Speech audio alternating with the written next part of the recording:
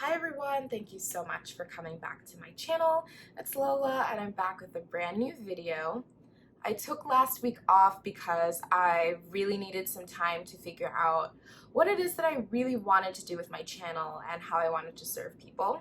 So, as some of you may know, I am a certified life coach. I've been practicing for 2.5 years and I figured that YouTube would be a great way to leverage that. So I then had to think about how I would change my coaching offering and do a whole bunch of things on the business end. And so I decided that I would go from just general coaching or career coaching or whatever it is that my clients brought to me as an issue and really just hone it in on dating or relationships, making all of that fun again. Because right now it seems like dating in my generation is a confusing mess and I don't want people to lose hope.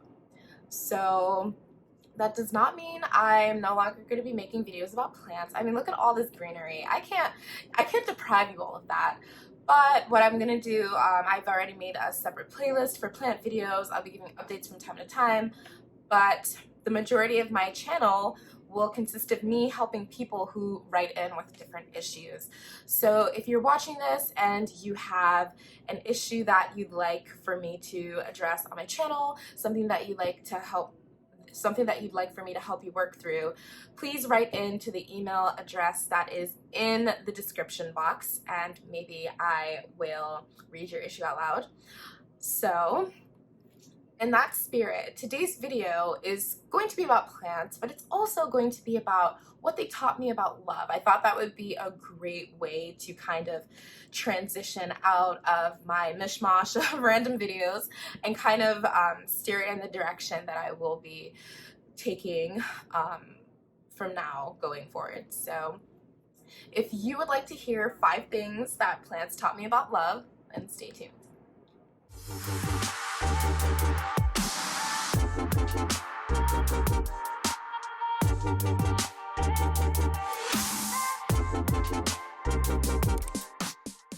The very first thing that plants taught me about love was how to let go.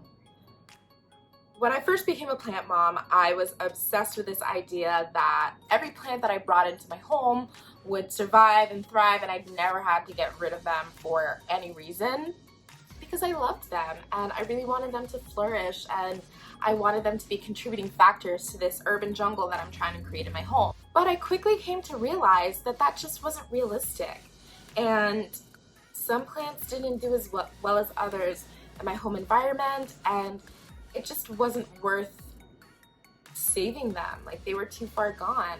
And so I had to make the choice to let them go so that I could make room for plants that would do better. And that does draw some parallels when it pertains to love, right? Because sometimes we meet people and we think they are going to be amazing and we have all these hopes for them, but then they just don't match up and we have to make the hard decision about whether or not to keep this person in our life or whether or not to let go. And sometimes we have to let go of what we think we want in order to make room for whatever it is that's going to blow our minds and exceed our expectations. The second thing that plants taught me about love was that sometimes the environment just isn't right for something to thrive. As I mentioned in my first point, some plants die just because of the home environment. That didn't mean that I'm a failure as a plant mom. It just meant that the circumstances weren't optimal for this plant to live its best life. And when we think about relationships, be them romantic, platonic, familial, sometimes things just don't work out. And it's not because you're a failure as a partner or the other person is a bad person. It just meant that the circumstances weren't ideal for the two of you to come together and live your best lives, just like the plants. And in those circumstances, it really is okay to admit that, acknowledge that. Sometimes it just isn't in the stars.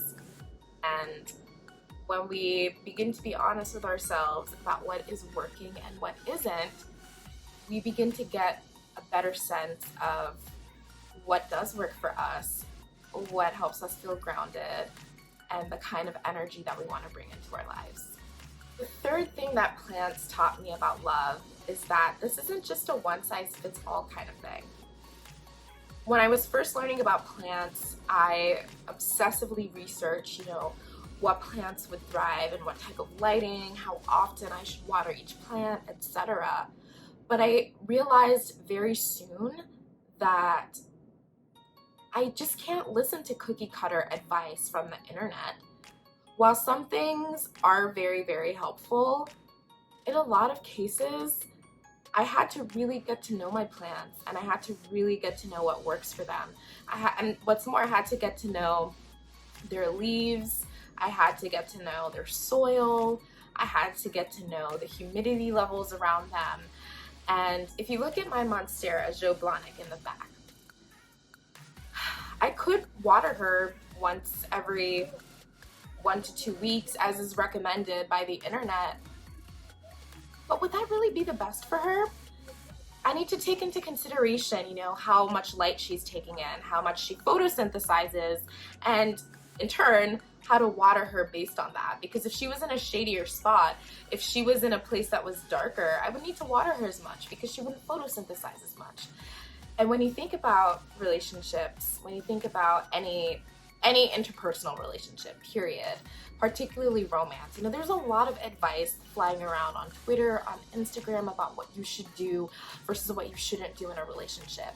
And while some things are best practices, other things require for you to get to know your partner on a deeper level, and for you to get to know yourself within the context of the relationship in order to find out, how best to maintain it, how best to water it, how much to pour in, how much you need to be poured into you. So my advice to you is to just not take any relationship advice that is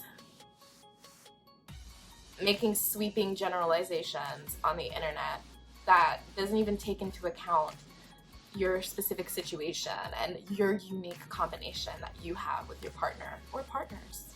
The fourth thing that I learned about love from plants is that you can actually grow them. I initially was hesitant to have any plants other than succulents because I thought that, I don't have time for this, I don't have optimal conditions, all of them are gonna die. But look at this, look at all of this. I have about, I'd say 17 or 18 plants in my bedroom, and with the exception of some that didn't do so well in my bedroom's environment, all of them are thriving.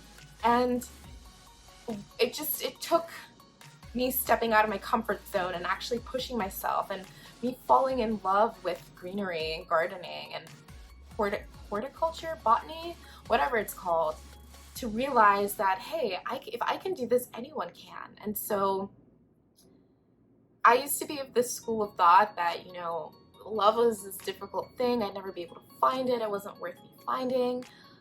But plants helped me shift my mindset. I mean, if I could deal with the most finicky of plants and help them thrive, if I can dedicate time to the growth and nurturing of my plant friends, then of course I'd be able to do the same as it pertains to relationships, right?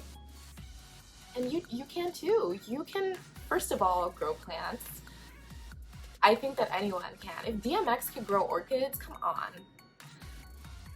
But if you're someone who believes that you are unlucky in love and that things just never seem to work out for you,